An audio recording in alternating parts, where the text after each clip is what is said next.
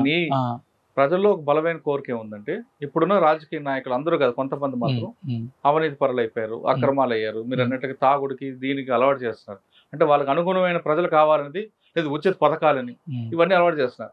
ప్రజలు ఏమనుకుంటున్నారు, మీలాంటి త్యాగాలు చేసిన వాళ్ళు వచ్చి చిన్న చిన్న అంటే మరీ పార్లమెంట్ తరహా కాకపోయినా కింద గ్రామీణ స్థాయిలో నిలబడితే ఎలక్షన్లో ఖచ్చితంగా మిమ్మల్ని గెలిపించడానికి సిద్ధంగా ఉన్నారు. మీరు చేసేది సాయుధ పోరాటం చేసి మీరు చేసిన త్యాగాలు వృధా అయ్యి మీకు రక్త సంబంధులందరినీ దూరం పెట్టి బాధ పెట్టే కన్నా మీరు ప్రజాస్వామ్యంలోకి వచ్చి అంటే మీరు కాదు ఇప్పుడు ఎవరైతే ఉన్నారో అందరూ కూడా మీలాంటి వాళ్ళందరూ త్యాగాలు చేసే వాళ్ళందరూ కూడా ఒక కమిట్మెంట్ ఉంటారు. మీలాంటి వాళ్ళు ప్రజల డబ్బు అంటే అది మన డబ్బు కాదు అని భావించే వాళ్ళు మీరు, ప్రజల డబ్బు అంటే నా డబ్బు అని భావించే వాళ్ళు రాజకీయ నాయకులు. మీకు వాళ్ళకి ఉన్న తేడా అది. కాబట్టి మీలాంటి వాళ్ళు ప్రజాస్వామ్యంలోకి వచ్చి సామాన్యులుగా కింద స్థాయిలో పోటీ చేస్తే ఖచ్చితంగా ప్రజలు ఆదరిస్తారు. ఒకటి కాదు రెండుసార్లు, మొదటిసారి ఓడిపోవచ్చు, రెండోసారి ఓడిపోవచ్చు, మూడోసారి ఖచ్చితంగా ప్రజలు మేము గుర్తిస్తారు. మీలాంటి వాళ్ళు వచ్చారనుకోండి మన ప్రజాస్వామ్యం ఇంకా బలంగా ఉంటుంది అనేది నా వాదన. మీ దాంట్లో న్యాయబద్ధమైన ఒక డిమాండ్ ఉంది, ఒక ఆలోచన ఉంది, నేను దానికి ఓకే. అయితే ఇప్పుడున్న పరిస్థితులు నేను చెప్పగలుగుతా. ఇప్పుడు నేను సర్పంచ్గా ఇప్పుడు సర్పంచ్ ఎలక్షన్లు వస్తున్నాను, నేను నన్ను ఎన్నుకోవాలి. ప్రజలు నువ్వు అన్నట్టుగా నీతి నియమాలు చూస్తలేదు సార్, డబ్బులు చూస్తలేరు. ఎందుకంటే 10 లక్షలు తయారు చేసుకో, 15 అయితే కావచ్చు. ఇప్పుడు వీళ్ళను డబ్బులు సంపాదించుకొని అప్పు తెచ్చుకొని వీళ్ళని కొని దండం పెట్టి కాలు మొక్కి నేను ఇప్పుడు సర్పంచ్ వచ్చాయి నేను ఏం చేయాలి, మళ్ళీ నేను డబ్బు సంపాదించుకోవాలి కదా. వ్యవస్థ ఇట్లా మారింది. నిలబడండి, ఒకసారి గెలవరు, 2 సార్లు గెలవరు, 3ఓసారి ఖచ్చితంగా గెలుస్తారు. మీరన్న ఇప్పుడు మీరు అదే ప్రజలు డబ్బులు ఇచ్చి ఓట్లు ఇచ్చుకోవడం కన్నా వీళ్ళని మళ్ళీ అడుక్కోవాలని మీరు అంటున్నారు. ఈ ప్రజల మార్పు ఎలా ఉందంటే మీరు ఇంత త్యాగాలు చేశారు, 20 సంవత్సరాలు కుటుంబాల దూరంగా ఉండి మీ ఆరోగ్యాలు పాడు చేసి అదేమైనా గుర్తిస్తారనుకుంటున్నారు ప్రజలు? అదే నేను నా కోరిక ఇప్పుడు ఉన్న ఏ మార్గం కరెక్ట్ అయింది ఎట్లా అనుకున్నప్పుడు మన భారతదేశము అన్ని దేశాల కంటే ఒక విభిన్నమైంది.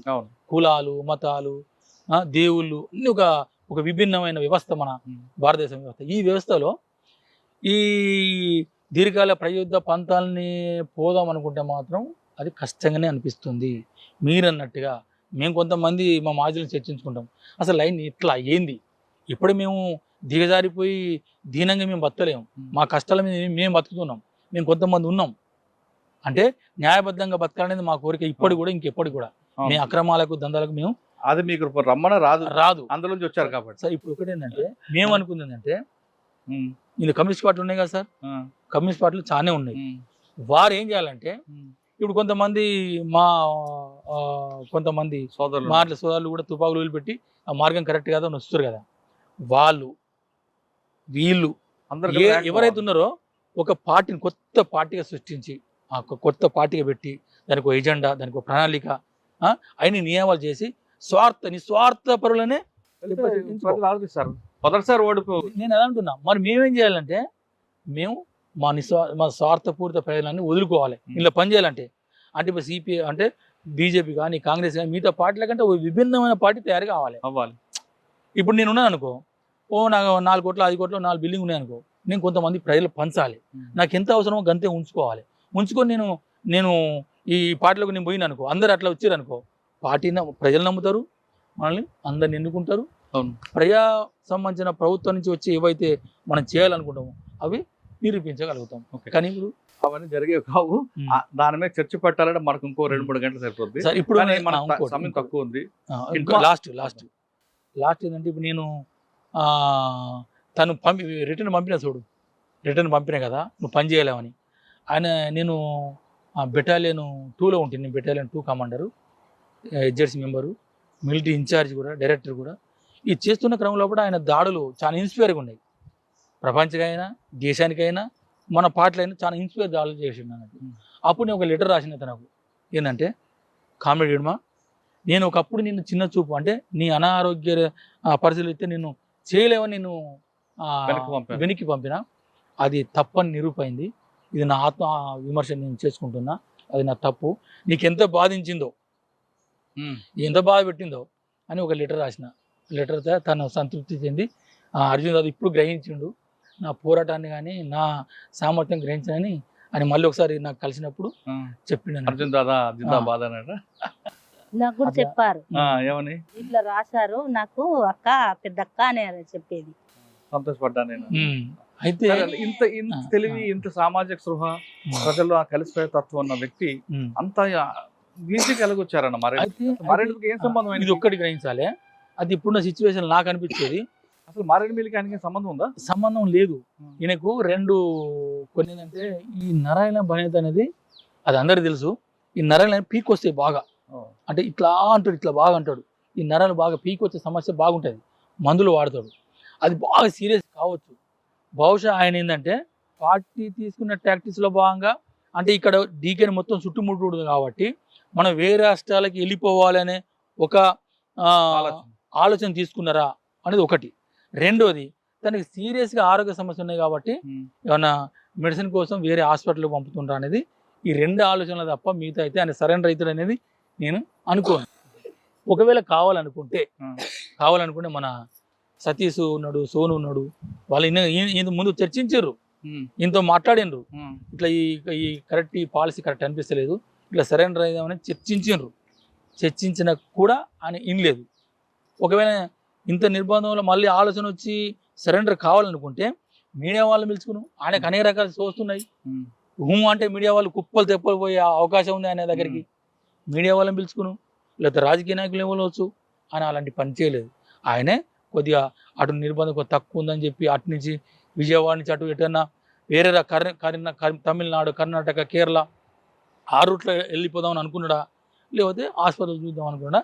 ఈ రెండిట్లో సాధారణంగా హిడ్మా ఒక ప్రాంతం నుంచి ఒక ప్రాంతం వెళ్ళారనుకోండి, వెళ్ళినప్పుడు ఆయనకి హిడ్మా కాబట్టి భారీ ఎత్తున సెక్యూరిటీ ఉంటుంది. 20-30 మంది అవ్వచ్చు, 100 మంది ఉంటుండొచ్చు.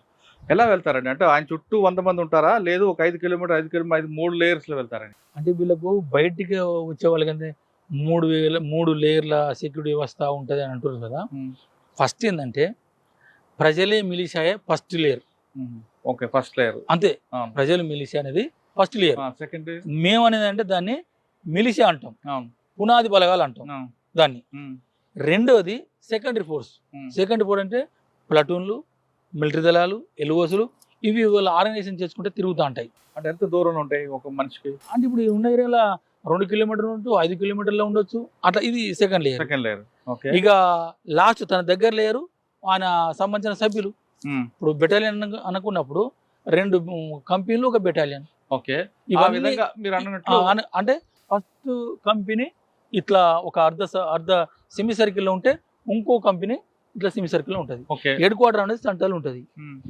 వీళ్ళు డేరా వేసేటప్పుడు పోయేటప్పుడు కూడా ఫస్ట్ కంపెనీ ముందు ఉంటుంది, తర్వాత హెడ్ క్వార్టర్ ఉంటుంది, దీనిగా సెకండ్ కంపెనీ ఉంటుంది. ఇది రెండు అలాగా మూవ్ అవుతుంటాయి, అంతే కదా. ఒకవేళ శత్రువు ఇంకెక్కువ అనుకుంటే ఇళ్ళకించి ఒక సెక్షన్ ఈ సైడ్ కు, ఇంకో సెక్షన్ ఇటు సైడ్ కు. ఓకే, 4 వైపులు పంపిస్తారు. 4 వైపులా ఉంటాను. ఓకే, కానీ ఇప్పుడు ఇక్కడ వచ్చేసరికి హిడ్మాకు సంబంధించిన శాన్ అంతా కూడా, సెక్యూరిటీస్ అంతా కూడా ముందే వచ్చింది మైదాన ప్రాంతం. తర్వాత హిడ్మా, రాజీతో పాటు మన నలుగురు ఉన్నారు, వాళ్ళ దగ్గర AK-47 ఉన్నాయి. అంటే అది కొంచెం అనుమానాస్పదంగా అనిపిస్తుంది నాకు తెలిసి. వాళ్ళు 4-5 AK-47 పట్టుకొని పోకపోవచ్చు, వీళ్ళను సివిల్నే పట్టుకొని. అంటే మీడియా చెప్పే ప్రకారం అక్కడ సిచ్యువేషన్ మాకు తెలియదు కాబట్టి వాళ్ళ దగ్గర తుపాకులు అయితే లేవు అనిపిస్తుంది. పార్టీ వాళ్ళు కూడా రాశారు కదా, మెడికల్ ట్రీట్మెంట్ కోసం పోతున్న క్రమంలో కూడా పట్టుకున్నట్టే రాశారు అక్కడ. అవును, మెడికల్ పట్టుకోవచ్చు అన్న, అది కాదు. మారేడుమిల్లి ఏరియాలో హిడ్మాతో పాటు సరిత అని దొరికారు. కానీ హిడ్మా కన్నా ముందు ఎవరు దొరకాలి? అదే ఇంట్లో బాగా ఆగండి. ఇప్పుడు వాళ్ళు చెప్పిన ప్రకారం ఏంటంటే దీనికంటే ముందే ఎక్కువ శాతం ఇక్కడ చనిపోతాం కాబట్టి కొంతమందిని కూలీలుగా, లేబర్ పంపించాడు అనుకుందాం. ముందుగానే కొంతమందిని అక్కడ సెట్ చేయడం కోసం పంపించు అని ఒకటి అనుకుందాం. రెండో విషయం, హిడ్మా వెనక వాళ్ళు కూడా రావాలి కదా పార్టీ. పార్టీ ఎవరు? అందరు ఎందుకు వస్తారు? కొంతమందిని పంపాలనుకుని కొంతమంది పంపిస్తారు. మిగతా వాళ్ళు అక్కడ ఏరియాలో కొంతమంది ఉండాలి కదా. మొత్తం వాళ్ళు ఎక్కడ ఉన్నారు? ఇక వాళ్ళు బస్తాలనే ఉండొచ్చు అంతే. మొత్తం కాల్ చేయరు కదా. మీకైతే హిడ్మా మృతిపై అనుమానాలు ఉన్నాయి మీకేమన్నా? హిడ్మా మృతదేహం అంటే అది మారేడుమిల్ల అంతకుముందు 2-3 సార్లు ఆడ కాల్ చేసిండు. మన ఆయన గాజర్ల రవిని కూడా అన్నీ చంపిండు. అది వాళ్ళకి అనుకునే ఏరియా ఎట్లావో అది తెలియదు కానీ సివిల్ అనే చంపిండు. ఆయన హిడ్మా ఎప్పుడైనా అటువైపు వచ్చారమ్మా మారేడుమిల్లి? అటుపోడు, రాజీ గాని ఎవరు కూడా అలాగే సంబంధం లేదు. అంత ముందు వీళ్ళు టెక్నికల్ భాగంగా ఒడిశా అటు తిరిగిళ్ళు. ఎవరు? హిడ్మా తిరిగిండు. ఆంధ్ర వైపు రాలేదు. ఆంధ్ర వైపు రాలే, ఒడిశాకు పోయిండు.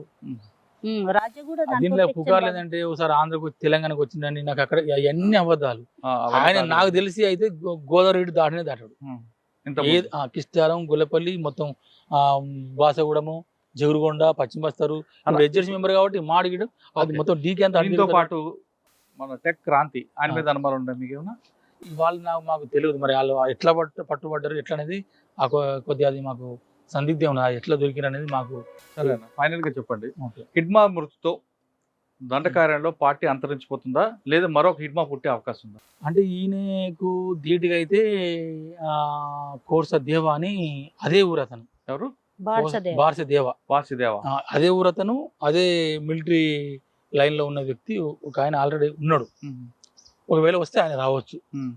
మొత్తంగా అంటే ఇప్పుడు పార్టీ అంటే హిడ్మా మృతి కాకుండా మల్లోజ్ వేణుగోపాల్ గారు కానీ లేదా ఆశన్న వీళ్ళందరూ సరెండర్ అయిపోతున్నారు. వాళ్ళు సరెండర్ అవడం కాకుండా దాదాపు 200 మంది 300 మంది తీసుకొచ్చేస్తున్నారు బయటకు. మన ఇటీవల తెలంగాణ కూడా అయింది. ఇంకా దేవ్జీ, తిప్పర్ తిరుపతి, ఇంకా లోపల ఉంది కూడా మళ్ళా రాజారెడ్డి గారు లేదా ముప్పాల లక్ష్మణరావు గారు లేదంటే ముప్పిడి సాంబయ్య తరళపల్లి ఆయన ఒకరు సాంబయ్య వచ్చినట్టున్నారు కదా, రాలేదు ముప్పుడు సాంబయ్య. తర్వాత ఈయన దామోదర్, చొక్కా దేవేందర్, చొక్కా జోగారావు, వీళ్ళు కనిపిస్తున్నారు మెయిన్. అంటే మన తెలుగు వాళ్ళు వీళ్ళు 2 రాష్ట్రాలకు సంబంధించిన వీళ్ళు కాకుండా అటు ఛత్తీస్గఢ్ ఏరియాలో కొంచెం స్ట్రాంగ్ పర్సన్స్ ఎవరు? ఛత్తీస్గఢ్ ఏరియాలో అంటే స్ట్రాంగ్ లోకల్ గా ఆయన వెలుగులోకి రాడు కానీ రామ్దేర్ అని ఒక ఉన్నాడు. రామ్దేర్ ఈ ఇడుమా కంటే ముందే నాతో ఇజ్జస్లోకి వచ్చిండు. ఆయన military DK military commissioner incharge Ramdev. రామ్దేవ్ అలియాస్ ఇంటి పేరు తెలియదు కానీ ఎక్కడ ఛత్తీస్గఢ్ బస్తారా సరే. ఆయన వీళ్ళకంటే ముందు ఆయన కొంచెం స్ట్రాంగే. ఇంకో ఆయన పేరు చెప్పారు మీరు, ఇంకెవరు? హిడ్మాతో పాటు భారతదేవ. ఆయన స్టేట్ కమిటీయా? ఆయన ఇప్పుడు స్టేట్ కమిటీ. ఆయన ఒకడు మిలిటరీ పరంగా బాగానే ఉంటాడు. 4-5 దాడులు కూడా చేసి. అంటే హిడ్మాకు ఉన్నంత పవర్ ఉందా? అంత చెప్పలేము. హిడ్మా ఒక పిలిపేస్తే 100 మంది 1000 మంది ఆదివాసులు వస్తారు కదా. ఆయన చనిపోయినప్పుడు కూడా 2000 మంది వచ్చారు. చాలా మంది రావచ్చు, మనకి ఇంకా చూపించింది తక్కువ. కానీ హిడ్మా అంతా ఇప్పుడు అంత నేర్పరి, అంత తెలివి, అంత మిలిటరీ సంబంధించినప్పుడు ఈయన ఇంకా సెల్స్ కానీ లేకపోతే అవి మోటార్స్ కానీ బైనాక్యులర్స్ కానీ ఇవన్నీ కూడా తయారు చేయడంలో కూడా తన సొంతగా ఇన్వాల్వ్ అయి ఉన్నాడు కదా. అవును. కానీ హిడ్మా గురించి ఒక ప్రశ్న లాస్ట్గా మీకు కానీ హిడ్మా కానీ రాజు గురించి కానీ, హిడ్మా ఎన్కౌంటర్లు అయిన తర్వాత అంటే బ్లాస్టింగ్ అయిన తర్వాత బాధపడే సంఘటనలు ఎప్పుడైనా ఉన్నాయా? ఒక ఆపరేషన్ అయింది 76 మంది చనిపోయినప్పుడు కానీ లేదా ఇంకో విషయంలో కానీ ఇంకొక సంఘటన జరిగినప్పుడు అనవసరంగా ప్రాణం అందరిని చంపుతున్నానని ఎప్పుడైనా బాధపడ్డా? హిడ్మా కానీ లేదంటే మీరు చెప్పిన సరిత కానీ? అంటే మా పార్టీ లైన్లో ఎట్లుంటుంది అంటే వీళ్ళంతా పేదవాళ్ళే కానీ మన కోసం చంపడానికి ప్రభుత్వం పంపింది కాబట్టి మనం చంపవలసి వస్తుంది కదా. ఇంతమంది చనిపోతున్నారు అనేది పార్టీ లైన్లోనే ఉన్నది, మేము కూడా అనుకుంటాం. కానీ మా మీదకి వస్తారు కదా, అంటే రాజ్యం అంటే దోపిడీ వర్గాలను కాపాడలాగా వీళ్ళు ఉన్నారు కాబట్టి చంపవలసి వస్తుంది తప్ప లేకపోతే వీళ్ళని చంపొద్దు అనేది కదా. అవునన్నా, మీరు ఆ సాయుధ పోరాటం లేకుండా మామూలుగా వచ్చుంటే పోలీసులు మీ దగ్గరికి వస్తారు, రారు కదా. సాయుధ పోరాటం లేకపోతే తుపాలు లేకపోతే వీళ్ళు ఇనరనే కదా అక్కడ. కాదన్నా, ఇప్పుడు ఎలాగొచ్చిన పరిస్థితి అంటే మీరు భారతదేశ పౌరులే, వాళ్ళు భారతదేశ పౌరులే, మనం చంపుకుంటున్నాం. ఎప్పుడైనా ఈ సబ్జెక్ట్ ఆలోచించారా? ఆలోచించాం. అది పాటలనే ఉండే, గద్దరే రాస్తూనే ఉండే, పోలీసు వాళ్ళు పేదోళ్ళే, మనం కూడా పేదోళ్ళే, మనం చనిపోతున్నాం. అసలు మన దేశం మీదకి పోరాటం చేస్తున్న వ్యక్తులను పక్కన పెట్టి మన మీద మనమే పోరాటం చంపుకుంటున్నాం. అది చర్చ ఉంటది కానీ